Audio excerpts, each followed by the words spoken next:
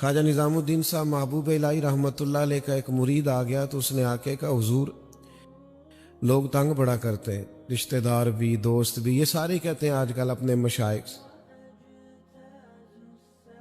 تو کوئی نسخہ بتائیں۔ تو حضرت خواجہ صاحب فرمانے لگے نسخہ ایک ہی ہے، محبت کرنی شروع کر دے۔ تو اس نے بھی وہی کہا جو آپ صاحب اور میں کہتے ہیں نا، اس نے کہا جی میں تو بڑی کرتا ہوں، پر سامنے والے اس کا جواب ٹھیک۔ تو خواجہ صاحب رحمۃ اللہ علیہ مسکرائے۔ اللہ والوں کی طبیعتوں میں ٹھہراؤ ہوتا ہے، وہ اپنی رائے بار بار بدلتے، بولیے رائے بار بار بدلتے، جو کہہ دیا سو کہہ دیا۔ کہا میں محبت کرتا ہوں پر وہ پھر بھی مجھے تنگ کرتے ہیں، تو خواجہ صاحب فرمانے لگے پتر نسخہ یہی ہے، کرنا پیار ہی ہے، اگر ایک دو خوراک سے فرق نہ پڑا تو خوراکیں بڑھا دینا۔ سب سے پہلے تو یہ سمجھ لیں کہ اللہ تعالیٰ نے قرآن مجید میں ایک مقام پہ یہ فرمایا ہے کہ میں نے محبوب کو بھیجا ہے وَدَاعِيًا إِلَى اللَّهِ، اللہ کی طرف دعوت دینے والا بنا کر، بِإِذْنِهِ اس کے حکم کے ساتھ، وَسِرَاجًا مُنِيرًا اور چمکتا ہوا آفتاب بنا کے بھیجا۔ اللہ کے پیارے رسول صلی اللہ تعالی علیہ وسلم نے ہمیں بتایا ہے کہ خالق بھی اللہ ہے، مالک بھی اللہ ہے، رازق بھی، تو پھر عبادت کے لائق بھی اللہ ہی ہے۔ سجدہ سوائے اللہ کے کسی کے لیے جائز۔ اعلیٰ حضرت بریلوی رحمۃ اللہ علیہ سے کسی نے تعظیمی سجدے کا سوال پوچھا۔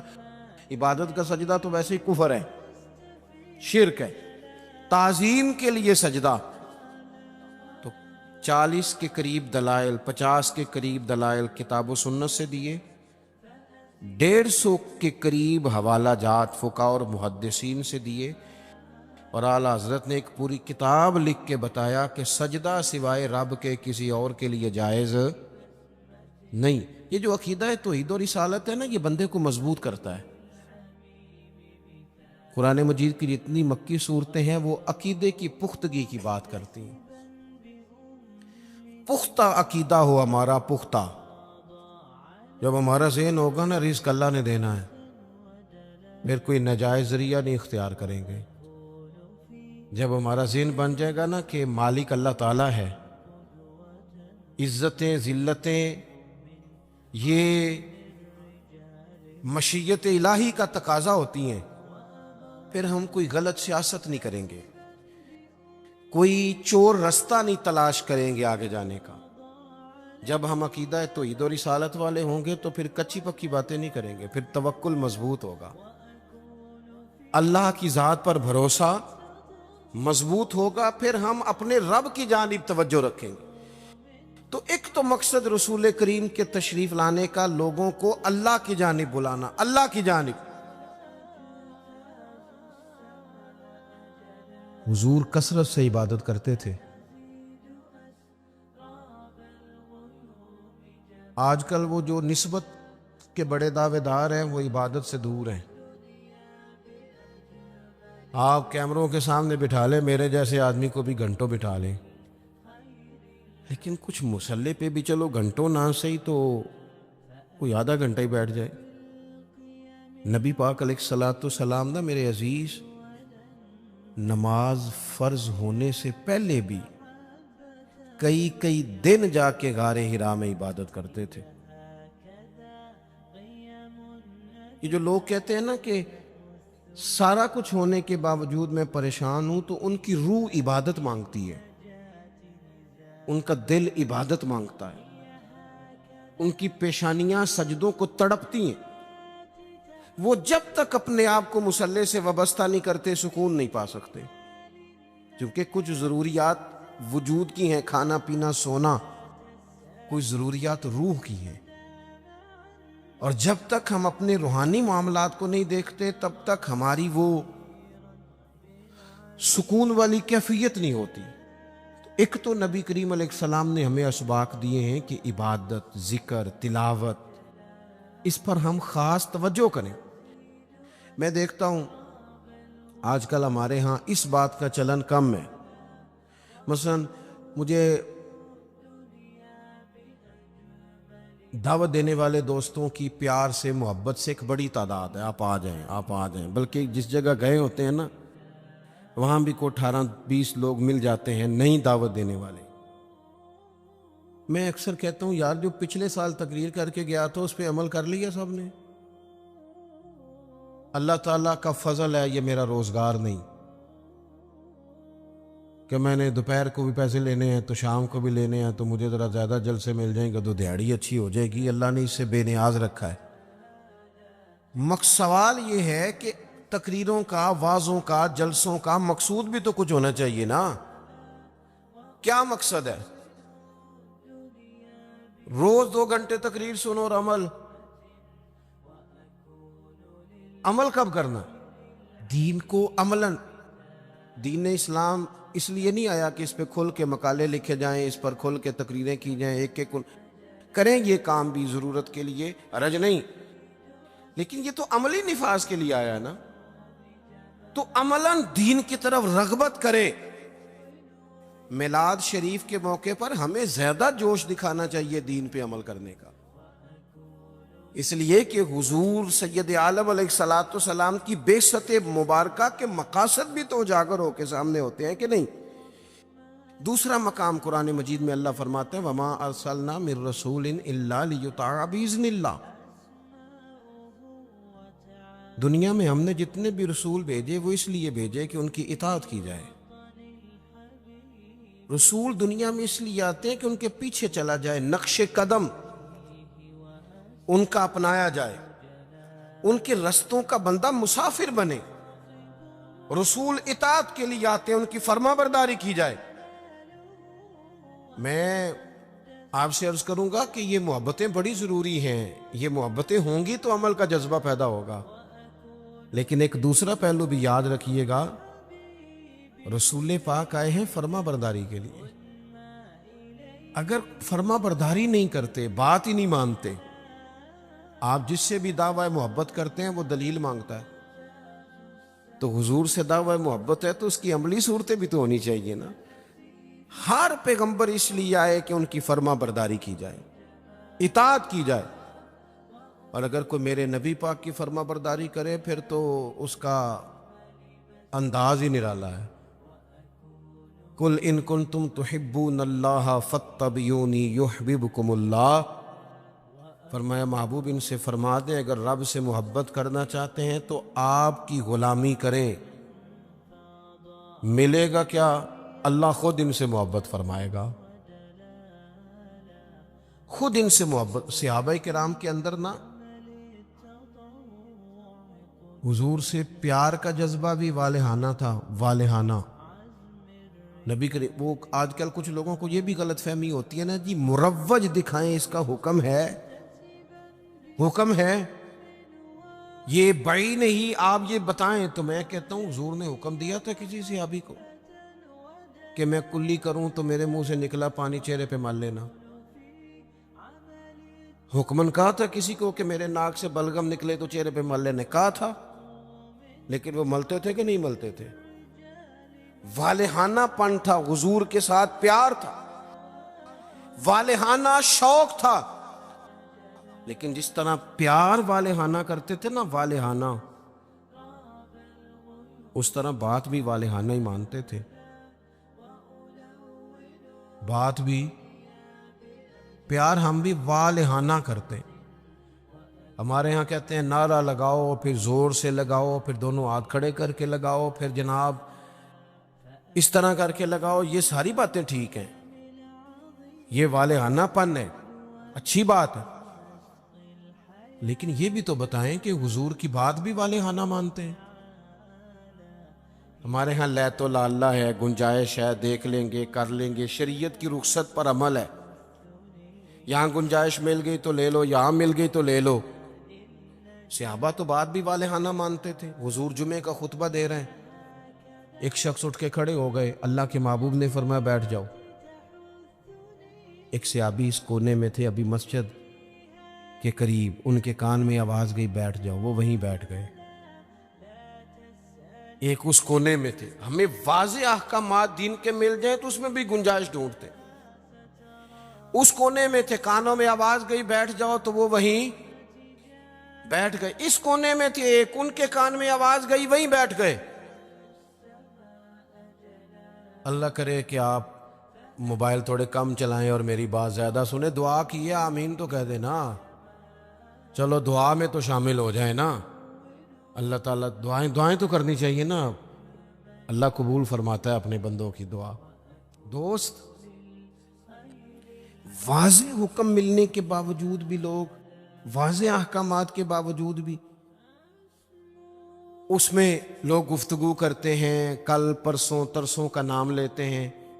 حضور نے مطلق کا نام نہیں لیا, جس کے کان میں آواز گئی وہیں بیٹھ گیا.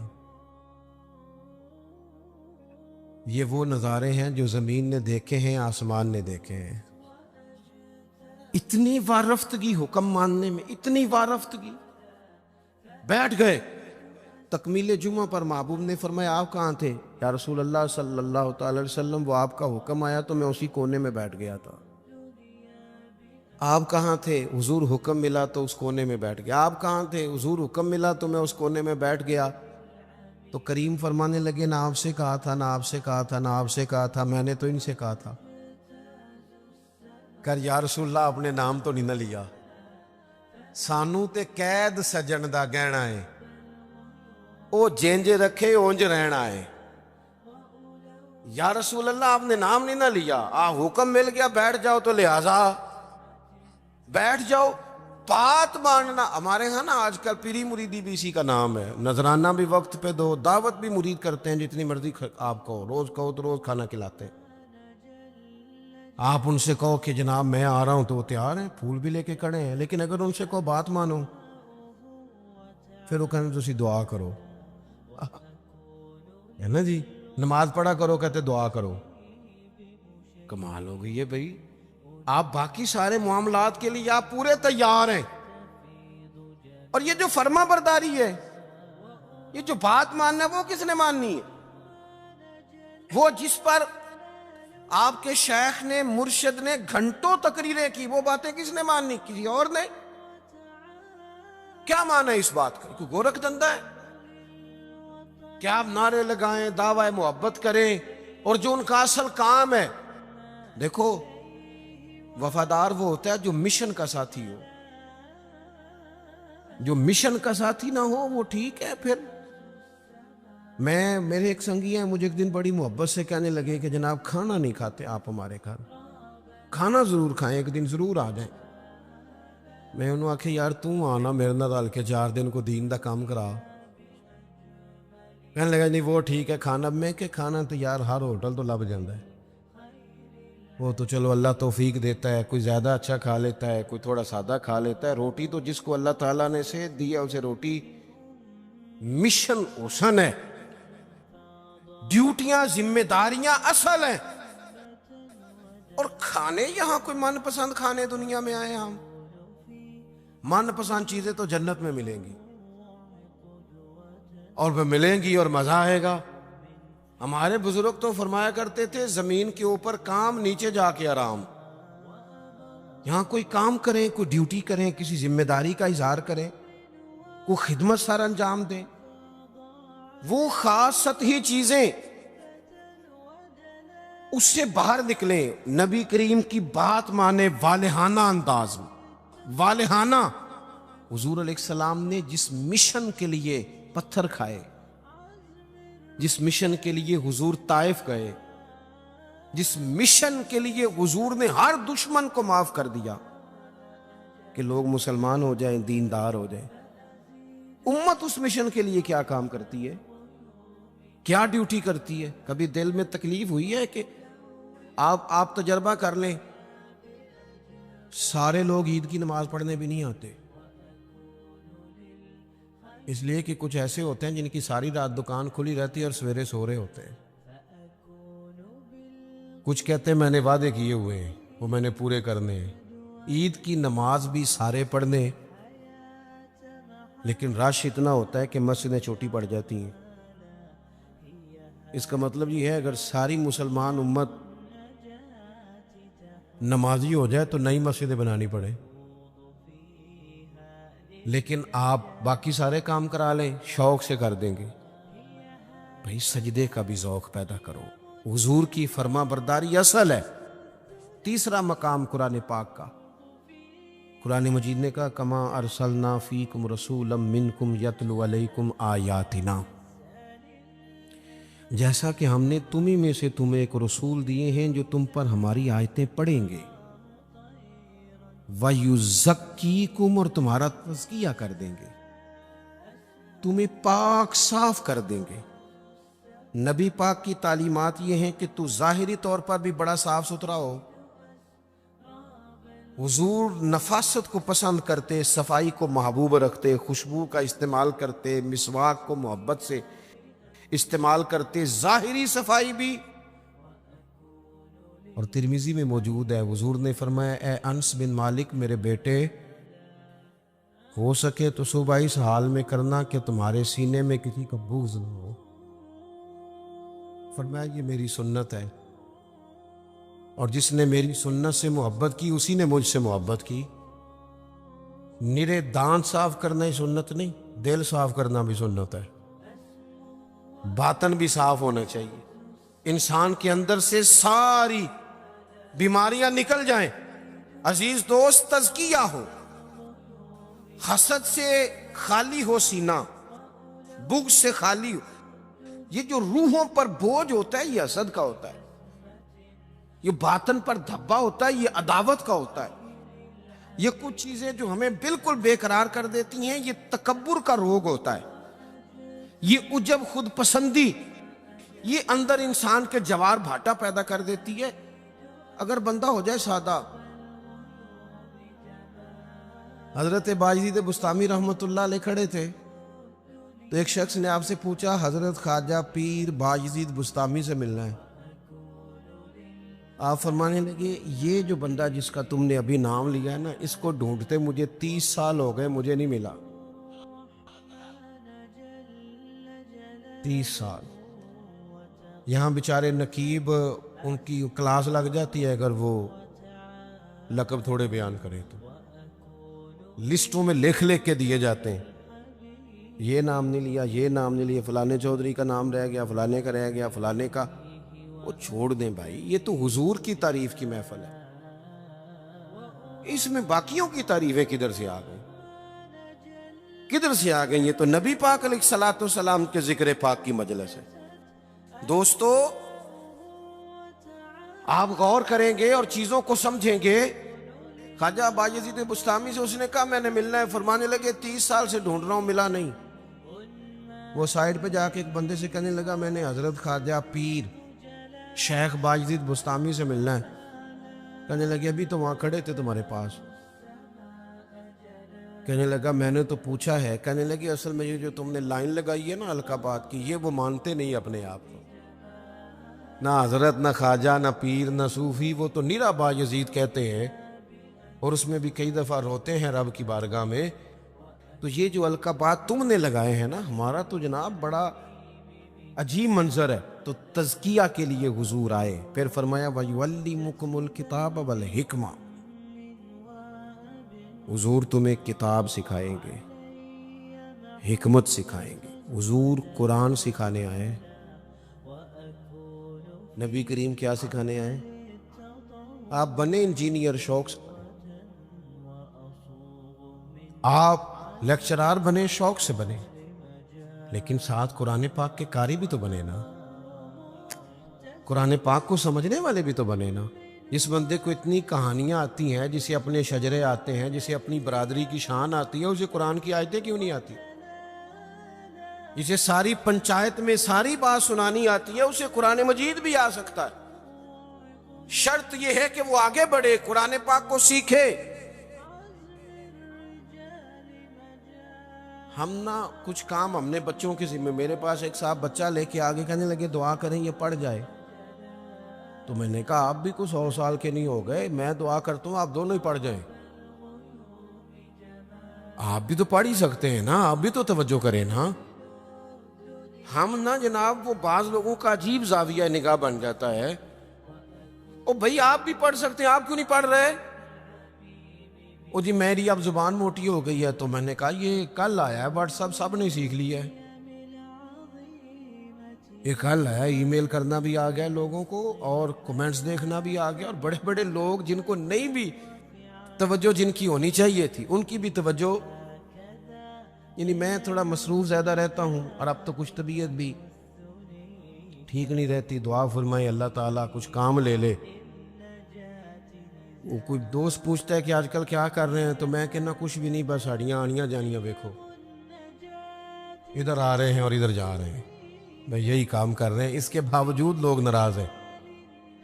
یعنی مسئلے دو ہی تھے، عمر بھر حل نہ ہوئے، ایک نیند پوری نہ ہوئی اور دوسرا خواب مکمل نہ ہوئے۔ سوچتے ہی رہتے ہیں کبھی 6 گھنٹے اکٹھے ملے تو سوئیں گے، لیکن کوئی کام خاص جس طرح کرنا چاہیے مرتب کر کے وہ ہم سے ہوتا نہیں۔ اللہ توفیق دے تو ہو جائے، لیکن میں ایک چیز محسوس کرتا ہوں شدت کے ساتھ، بڑی شدت کے ساتھ، کہ کچھ ایسی چیزوں کو لوگوں نے اوڑھ لیا ہے۔ مجھے زیادہ وقت نہیں ملتا، تو کئی دوست پوچھ لیتے ہیں، بلکہ شاید ہر ہفتے کوئی پوچھ لیتا ہے آپ سٹیٹس کہاں پہ لگاتے ہیں؟ میں کہ یار مینوں لانا نہیں آتا، لیکن وہ بس ایک ذہن بن گیا نا، اور ایسے لوگ جن کے بارے میں امید تھی کہ یہ سٹیٹس والے نہیں، یہ تسبیح والے ہیں، یہ اللہ اللہ کریں گے، ان کے ہاتھوں میں بھی موبائل نظر آتا ہے، اور جو بھی چیز ہاتھ میں ہو وہ چلنے لگتی ہے۔ موبائل ہاتھ میں ہوگا تو چلے گا، اور اگر تسبیح ہوگی تو وہ بھی انشاءاللہ چلے گی۔ چلیں، اس کی بھی ضرورت ہے، کہیں تو چلائیں، لیکن باقی تسبیح بھی تو لینا ہاتھ میں، کچھ وقت اسے بھی تو دینا۔ تو میرے عزیز قرآن مجید کو سیکھیں، اور پھر فرمایا والحکمہ، حضور تمہیں دانائی سکھانے آئے، نبی پاک نے ہمیں باشعور کیا ہے۔ بصیرت کا جو نور دروازہ رسول سے ملتا ہے وہ کہیں سے بھی نہیں ملتا۔ حضور کی باتیں حکیمانہ، نبی پاک کے ارشادات انسان کو تازہ کر دینے والے، ذہن کی بند گرہیں کھول دینے والے، حضور کے ایسے فرامین۔ نبی پاک علیہ السلام نا انا نہیں جگاتے لوگوں کی۔ ہم جب کسی شخص سے گفتگو کرتے ہیں تو وہ رد عمل کے طور پر سخت ہو جاتا ہے، جو کہ ہم انا جگا دیتے ہیں۔ حضور انا نہیں جگاتے تھے، نبی پاک ضمیر جگاتے۔ حضور اس طرح کی بات کرتے تھے کہ سامنے والے کو تعلیم مل جاتی، ایجوکیٹ ہو جاتا، اس کی نفسیات قبول کر لیتی کہ یہ بات ٹھیک ہے، نفسیات قبول کر لیتی۔ ایک نوجوان نے آ کے کہا معاذ اللہ ثم معاذ اللہ، یا رسول اللہ مجھے زنا کی اجازت دے۔ صحابہ کہتے ہیں ہمیں بڑی تکلیف ہوئی اس کی بات کی، لیکن حضور نہ تعلیم دیتے ہیں۔ نبی کریم نے بٹھا لیا اور بٹھا کے فرمایا ایک بات بتا، یا رسول اللہ حکم کرے۔ فرمایا تو پسند کرتا ہے کہ تیری بیٹی سے زنا کرے؟ اس کی آنکھیں کھل گئیں، یہ کیسے ہو سکتا ہے؟ فرمایا تیری بہن سے، ماں سے، خالہ سے، پھپھو سے، جو رشتے قریبی ہیں حضور نے گنوائے، تو اس کی آنکھیں لال ہو گئیں غصے سے۔ یا رسول اللہ میں نام بھی نہیں لینے دیتا۔ اب حضور نے اس کے ذہن پر دستک دی۔ معاشرے میں جب آپ کسی چیز کو خریدنے نکلتے ہیں تو آپ پھر دکان بھی تو ڈھونڈتے ہیں نا کہاں سے لینی ہے، تو جس چیز کو آپ خریدنے جائیں گے یقیناً اس کی مارکیٹ بھی تو ہونی چاہیے نا، کہیں سے ملے گی وہ۔ تو نبی پاک صلی اللہ تعالی علیہ وسلم اس ذہنی سطح پر لائے اپنی حکمت کے ساتھ۔ حضور فرمانے لگے تو نہیں اجازت دیتا، اور ہونا بھی نہیں چاہیے ایسا، لیکن جس سے تو بدکاری کی اجازت مانگ رہا ہے وہ بھی تو کسی کی بیٹی ہوگی نا، وہ بھی تو کسی کی بہن ہوگی۔ کیوں نہیں سوچتے اس بات کو ہم کہ معاشرے میں جب آگ لگتی ہے پھر کسی کا گھر بھی محفوظ نہیں رہتا۔ تو جب بے حیائی کا چلن عام ہوتا ہے، ایک میرے دوست ہیں، ان کا بیٹا پسند کی شادی کرنا چاہتا تھا، تو وہ لے آئے، کہنے لگے اسے سمجھائیں میرے لیے مشکل ہو جائے گی۔ تو میں نے ان سے بات ابھی شروع بھی نہیں کی، تو مناظرے پہ اتر آیا بچہ، کہنے لگا مولانا صاحب بتائیں جائز نہیں؟ کوئی اپنی رائے نہیں دے سکتا پسند کی شادی؟ میں نے کہا پتر تو میرے ساتھ اکیلے میں آ، تجھے سمجھاتا ہوں۔ کہنے لگا جی نہیں آپ بتائیں جائز نہیں؟ میں نے کہا بیٹا تیرے لیے بھی جائز ہے، جس طرح تیرے لیے جائز ہے نا، اسی طرح خاندان کی اگر کوئی بیٹی کہے میں نے پسند کی کرنی ہے تو اس کے لیے بھی جائز ہے۔ اب اس کی گردن جھک گئی، اب چپ کر گیا۔ میں نے کہا جو رواج آپ گھر میں ڈال رہے ہیں اس کا مطلب یہ تو نہیں نا کہ بیٹیوں کو پتہ نہیں چل رہا آپ کیا کر رہے ہیں، تو جو چلن آپ پیدا کر رہے ہیں یہ عام تو ہوگا۔ تو اگر بیٹی کل کو کچھ اٹھ کے مطالبہ کرے، وہ کہے کہ جس فلسفے سے اس کی بات مانی جا سکتی ہے میری بھی مانی جا سکتی ہے، پھر آپ کا کیا خیال ہے؟ تو بعض اوقات اللہ توفیق دیتا ہے، کسی کی سمجھ میں بات آ جاتی ہے، اس کی سمجھ میں آ گئی۔ اور میرے بھائی جب کچھ چیزوں کا چلن عام کرو گے نا، علاقے چھوڑ کے چلے گئے ہیں بہت سارے باپ، بستیاں چھوڑ دیں لوگوں نے، صدیوں سے جہاں خاندان آباد تھے چھوڑ دی، کیوں؟ اس لیے کہ بیٹی نے مرضی کی شادی کر لی۔ غلطی کسی کی غلطی کا کوئی بوجھ نہیں اٹھائے گا، یہ غلطی ماں باپ کی نہیں ہے۔ نافرمان ہونے لگے تو حضرت نوح کا بیٹا بھی ہو جاتا ہے، لیکن لوگ اس نگاہ سے دیکھتے ہیں کہ جینا مشکل کر دیتے ہیں، لیکن جب برائیوں کا چلن عام ہوتا ہے پھر وہ سب کو اپنی لپیٹ میں لیتی ہیں۔ تو حضور اس حکمت سے دین سکھاتے، ہم وہ دانائی نہیں استعمال کرتے، وہ بصیرت نہیں، بس جذباتی فیصلے، جذباتی باتیں، جذباتی گفتگو۔ اپنی زندگی میں دانائی، بصیرت۔